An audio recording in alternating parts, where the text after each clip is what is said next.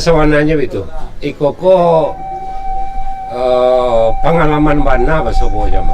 Tuh. Iya ada salah seorang adik Indo awak bersuami kalau masuk ini. Iya. Setelah antara 3 minggu sampai 15 hari sebelum ijab kabul itu, mandeknya bercerita,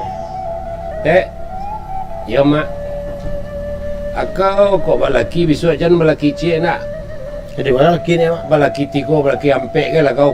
Kalau di Islam poliandri kan Ya, kan itu. Dalang emak kau nan kecek etek kau. Ya. Ada lo suruh balaki ampek. Nan ayah anak ciknya nak. Mato pitih ditambah tak tolong laki. Bala ke mana bah mato pitih mak dan segala pandai indak bakar ajo segala indak. Pakarang rumah ke barasihan buat batunya pari kalau bahasa awak agi tanah nak rencak. Tanam segala kebutuhan dapur kau di sini. Ada saldari, ada bawang perai, ada kunyit, ada ruku-ruku, ada segala macam sabali daun pandan.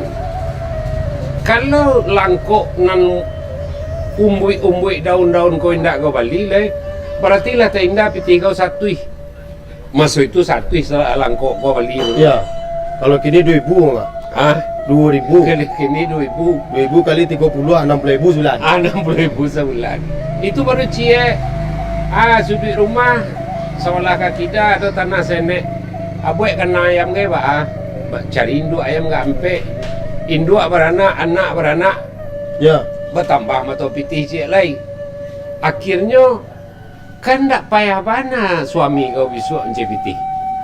Ndak jo langkok-langkok kan you pikir dah cik mencari barih selai, padi selai. Ya. You cik ke sawah selai. Seolah kau hari rumah kau dulu tanah peres ketek. Buat kena itiak.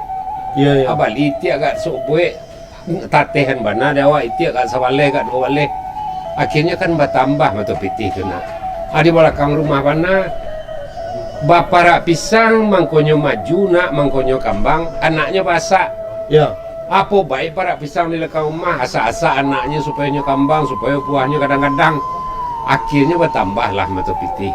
Alhamdulillah sampai akhir hayatnya orang yang dicari tuan mandehnya bentuk itu menurut amak sejahtera kehidupannya. Artinya apa?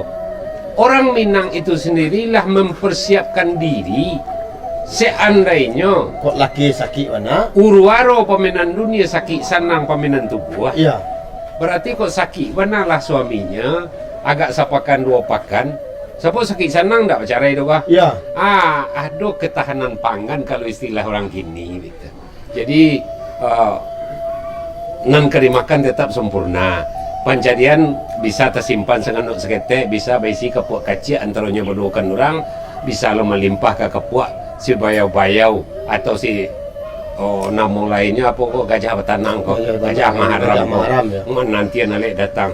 Bahkan apa disabui gajah karena kadang simpanannya itu banyak. Sila tumpuan lah mak. Karena itu simpanan kaum di rumah kadang.